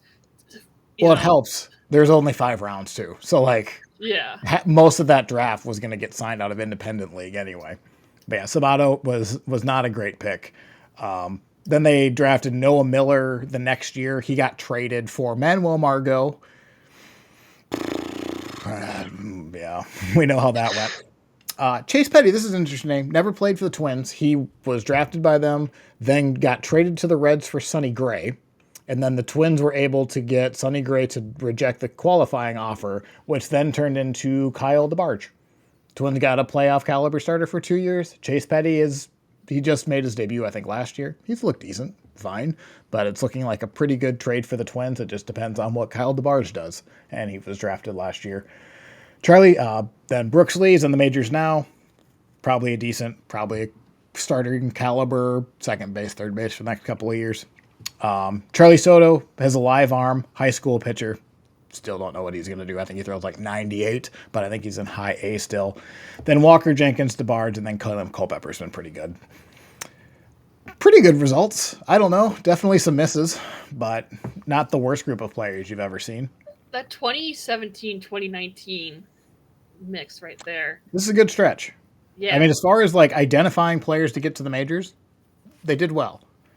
How they're performing in the majors or not for your organization can also be a strike against you. Other notable picks.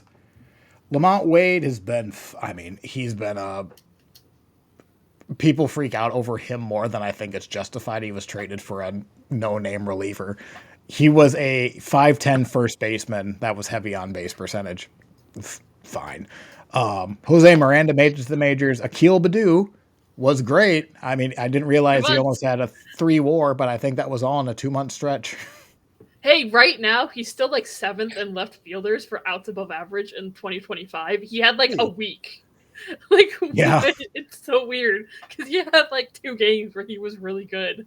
It's so funny. Griffin Jacks has been a great reliever, and then again, I have Brent Rook. I don't know why I put him on there twice. Bailey Ober was in that same draft. He's looked great. Ryan Jeffers has been good. Deshaun Kersey's probably a 4th or 5th outfielder type. Cole Sands has been pretty decent in the bullpen. Cody Thunderberg has made the majors. He's a 2nd, 3rd lefty option for an organization. Then Spencer Steer was traded for Tyler Mahle. Hasn't done much. Varland looks good in the bullpen. And then Julian. Then there's a couple. David Festa, Zebby Matthews. Jury is still very much out on those two, but it's looked fine. I just want to say real quick, Juan Miranda being a high school shortstop. Yeah. I mean, I get it. Like, there's a different level of athleticism at the high school level. It's, significantly lower, but that guy as a shortstop is just funny to me at any level. Miguel Sano was signed as a shortstop out of the Dominican. That's wild. Yeah. Yeah. Most of these are all college players, which is interesting. They do a lot of college, like, they've definitely, if for the first round, they're going for a college bat, 4-year player, 4-year. If they get a chance for a high upside play, like top 5, like draft pick with Jenkins, they did it. And then with Lewis, they did it with Cavaco. But even what was weird about the Cavaco pick, it wasn't even great in the moment. And I know with like the draft, there's always like a couple of those picks like, ooh, I don't think that was justified, but everyone universally crapped on it when it happened. And then when he couldn't even get out of single A, it was really bad, really quick. It looked I don't even want to look at the other players that were drafted in 2019 because I'm going to be a little angry. I'm kind of curious now. I'm going to take a look and see. Well, keep it to yourself. So But I mean, they got a couple decent players to get to the majors at least a year. It's just how good they've been. This is where the list gets really sad. So here's the White Sox, and I know I've done my fair share of picking on the White Sox, but holy cheese and rice. Eric, before we move off this, you really don't want to look 3 picks down from where Kaloni Cavaco was picked. Great. Who was it? Tell me. Make me sad. Corbin Carroll. Great. So happy for that. Just a little sample of what could have been. I'll stop there, unless Lee has any. You know what would be really, really insulting is Cavaco was cut by the Twins last year, and he signed on with the Astros as a pitching prospect now. Like he switched over to. So if he like makes it to the majors and is like a lights out pitcher, I'm going to be like double salty about that pick. What were you going to say, Lee? No, I'll look at this later. Yeah, I'm already sad. Let's make fun of the White Sox. I mean, that makes me Yeah. more joy than. I mean, they've had some misses. The last couple of years, it looks like they're going to trend out of it, but they had Garrett Crochet in the 20th, a couple picks before. Actually, that wasn't Kabako. Andrew Vaughn has been a big miss, no longer with the organization. Madrigal was traded to the Cubs, I believe. I can't remember who they got back, though. Berger was great, but that was good, but then got traded to the Marlins. Collins, Birdie, Fulmer have not been great. So their real last impact, they've had two like impact pitchers in the last 10 years, both Crochet and Rodon. Rodon had a lot of injury issues with them, but that's still had a pretty good career. I think he's going to make $200 million as a starter. Now remind me, but I don't think either of those guys play for the White Sox anymore. How curious. Sure don't. The Crochet thing, like they got a load for Crochet. Oh so yeah, they got a great haul for him. I think that was a great deal for Rodon, I think, just walked. I don't remember. I'd have to look at the 2015. Maybe we'll pop up on their second pick. But yeah, other notable. This is what made me very sad for the White Sox. These are the notable players for the White Sox since 2014 outside the first round pick. Remember in 2020, 2021, where everyone was like, oh, the White Sox have such a good young core. Yes. And Good they've times. had, you'll notice, no one from 2015, no one from 2017, no one from 2019, no one from 20. I mean, this is just, again, outside the first round pick. So they do have, obviously, they have Vaughn made it to the majors and Crochet made it to the majors. Oh, yeah, those are real. Vaughn turned out great for them. Yeah. And maybe I'm being too mean. Like Jonathan Cannon looks like he's been good. Elko's made the majors, and then I think Baldwin just came up fairly recently for them also. Sean Burke looked like he's going to be a nice piece. This is incredibly sad for a decade of non-first round pick results. Yeah. Anything from before the pandemic, forget it. Yeah. I recognize three of those players. Yeah, it's not great. No, I mean life is a White Sox fan. I guess I don't. Again, I want them to be good so that I can make fun of them again and hate them again. But it's it's no fun if they're always bad. I would say especially when they're like pathetically bad. Because then you're just being a bully and shoving them in the locker again. Which is fine for them. They just. But any other thoughts on the draft? No, Probably not really. I do hope the Tigers get a pitcher first round. I want to say because our pitching depth is a little top heavy right now. We don't have a lot at the bottom, but I mean, draft is like I pay attention to see. Oh, I wonder who the name is in the first round, and then I'll remember them, but I'm not.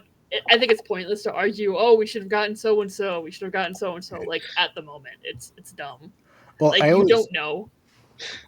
I feel like it really helped me, like kind of like to help compartmentalize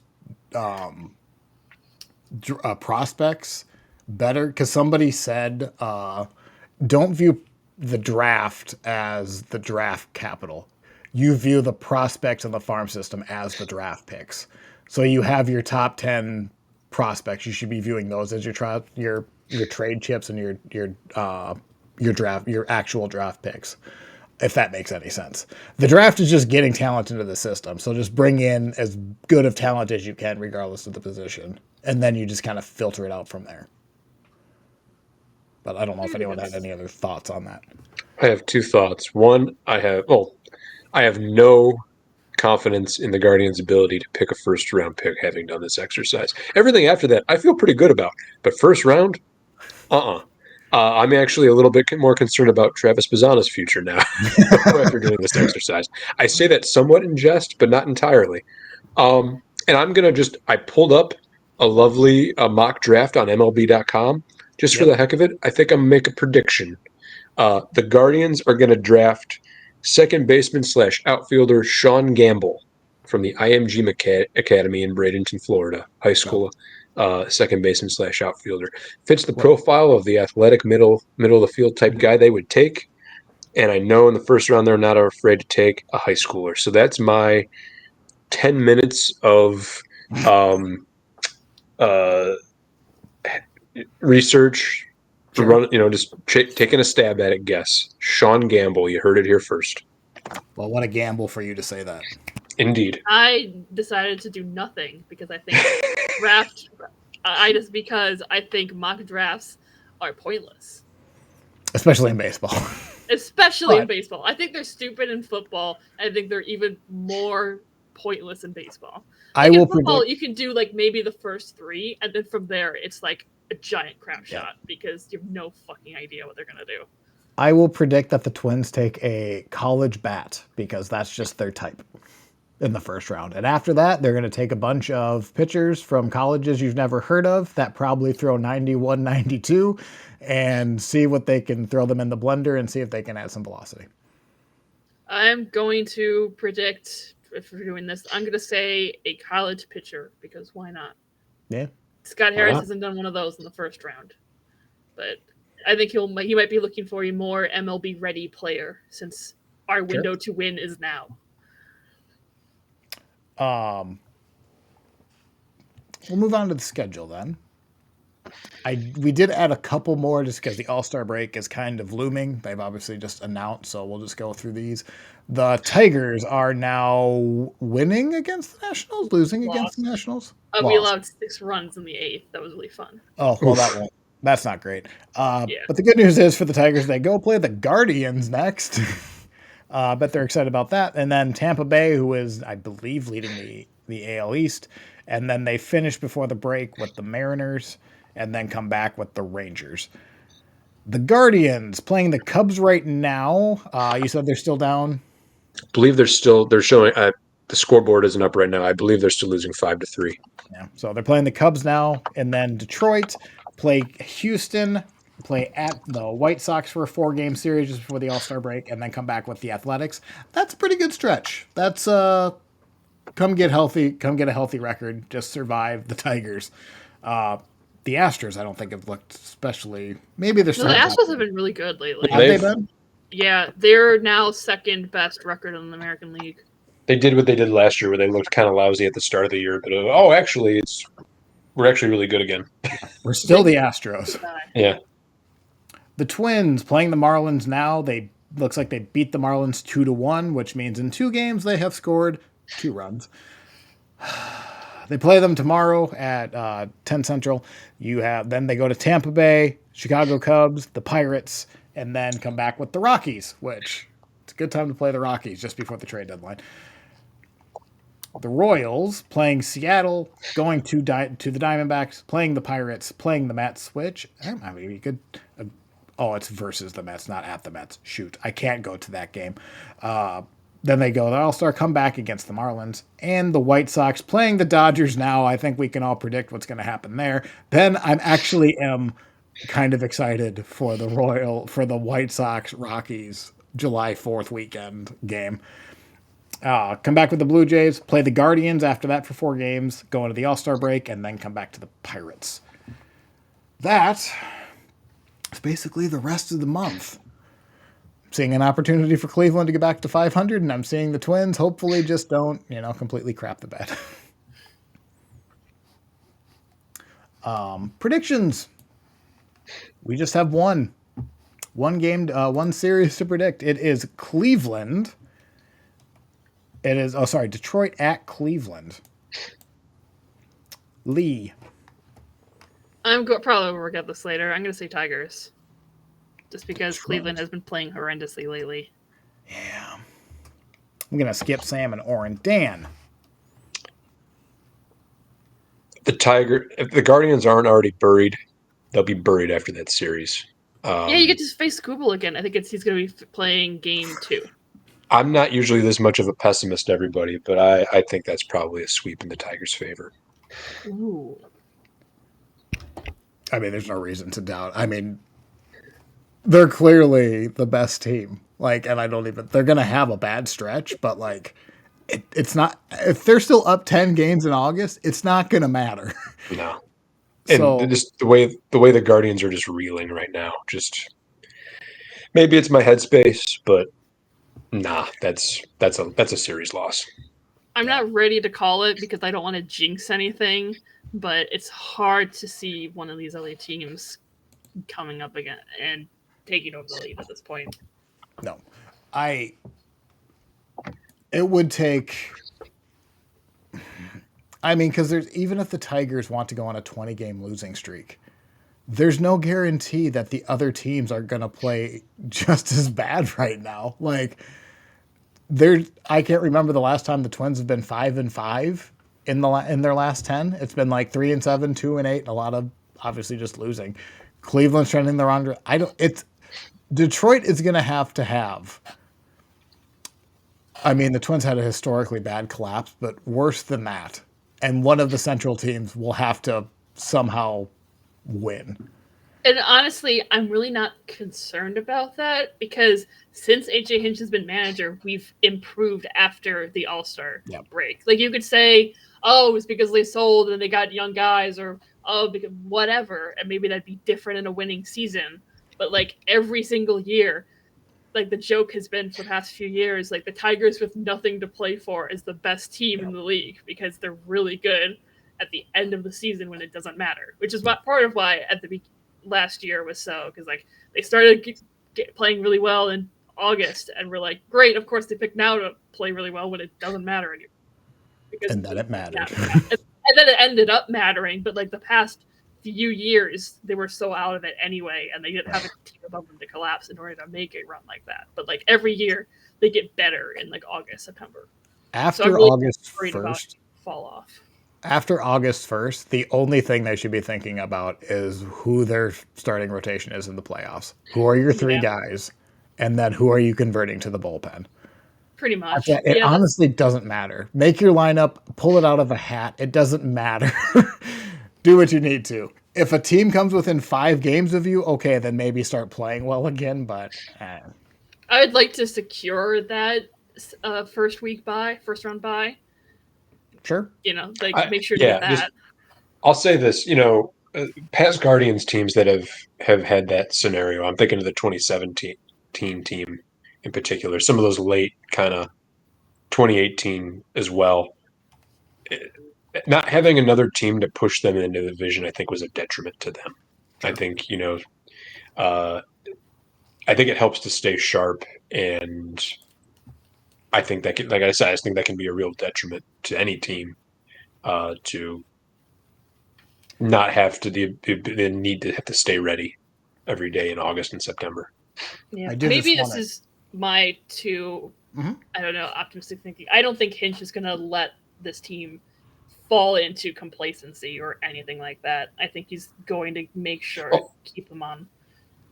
Additionally, I think this is going to sound silly, but winning is still new enough. It's still enough of a novelty for that clubhouse, maybe, that that those 17-18 Indians teams, they've been to the World Series already. Like there's a little bit more of a sentiment of, oh, well, we can just roll the bats out there in October and be fine.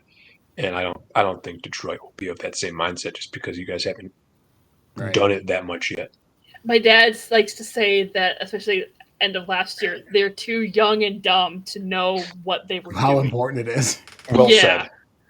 Yeah, they're too young and they're too stupid to know that this is actually huge. And I mean, honestly, I've been thinking about this, and like I kind of wonder, okay, they go on a stretch at the end of last season. What if they don't make the playoffs? What if they don't win the wild card series? What if they don't go to 5 games? Do they get off to the start that they did this season? Because they started winning and they didn't stop winning. Like if the Twins don't epically collapse and the Twins take that spot and Detroit plays exactly the same, but they don't make the playoffs. But they don't make the playoffs. How does that change how they started off this year? Because last year they got a taste of winning, they got a taste of October, and like Hinch always says, once you play in one October, you never want to miss another one. Mm-hmm. How much of that affected this year? I think that's really interesting to kind of think about. Does anyone kind of think like the Tigers would? I mean, they tried spending money on Bregman and I think Santander for a while, so like they definitely made an effort to give someone $30 million this last year. I almost think if the Twins would have made the playoffs and the Tigers played, they would have been more incentivized to like bring in someone else because then they were just on the outside rather than just making it. And like, well, we weren't over the edge, so now we need to bring someone in to bring us in over the edge. But maybe right? Do they offer Bregman the extra $5 million a year or whatever it was, or because last season they won a playoff series with this team, they didn't pay extra money for Bregman. It's kind of a butterfly effect. Yeah, alternatively, I kind of wonder if you don't make the playoffs, you're more willing to write off. Oh, that was just a good 2 months. We still have work to do with this core to develop it. Maybe. Yeah, it's very interesting to kind of think about how much those 2 months changed and affected what they're doing right now. I did just want to show up because I'm just showing a more fuller picture of the wild card, or the playoff ads. The Tigers right now have the best percentage chance to win the World Series in the American League. They are better than the Yankees. I'm going to guess they're not better than the Dodgers. Actually, they are better than the Dodgers. So right now, they're not. That's 15 points. Wait, they're below them by 0.9. 14.5. The Dodgers, 15.4. Yeah. Shoot. Okay. Dang it. Dyslexia. Damn it. Now, again, even like to win the World Series, it's a 15% chance. This is by no means a shoe-in, but I just thought that was kind of interesting. They're a 30% chance to win the pennant. That's exciting. I wonder, I just have to look at Fangraphs how much that has changed at the start of the year, because I know. Yeah, I think Fangraphs had them at under 500 to start. And then, I'm sure there's a way to search that on Baseball Reference. Yeah. But anyway, we've talked a lot. We should probably get that. We'll talk about the playoff odds and how the Tigers are going to be coasting into the playoffs later. But not put any jinxes on it. No jinxes. Oh no! Like just start hanging the banners. Like start making it. Already like scheduled a parade. I don't see why you wouldn't do this. I just want to reemphasize real quick that the Tigers had the highest likelihood in the entire American League of winning the World Series. Yeah. I just want to reemphasize that one more time. They have a really, really good chance of doing that. The best team in baseball, I think. The Guardians have a really good chance to finish under 500 this season, which they sure do, and I'm doing my best to make peace with that right now. So thank you for that, Lee. You're welcome. I'm glad I can help. You could just say that against any Central team right now. Just pick any other team. Before the season started, I predicted the Guardians would end up 4th. I was just being a hater, but maybe that could come true. And you know what? I had the Detroit at 4th because I thought I needed to see it for more than 2 months. Well, I've seen it for more than 2 months now. Yeah, really. Wow. Yeah. Good. But that's all right. We'll leave it with that. That's all right, Lane. We'll always have your grand slam. That's right. It's all about those moments. So. You got that moment, and then, lots of black. And they got shut out on the Roku channel. Yeah, and I went back and watched the because Apple TV saves, like you can go and watch. I watched the J.K. Simmons when he was in the booth. I thought it was very funny. The J.K. Simmons, he went and threw out the first pitch at Cleveland. Underneath that, he was wearing a Tigers shirt, and when he's in the booth, they were talking about the Tigers a lot. And meanwhile, Cleveland is falling apart defensively on the field. And by the way, the Tigers weren't even playing in this game. I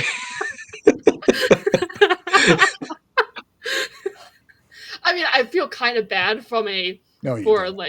you're a team that is a division rival that's not even playing is being talked about while the Guardians are on the team, are the team playing. I feel kind of bad about that because that's kind of not great from the Apple broadcast perspective, but it's also very funny to have J.K. Simmons in the booth talking about the Tigers and the Guardians have like 3 errors in the inning.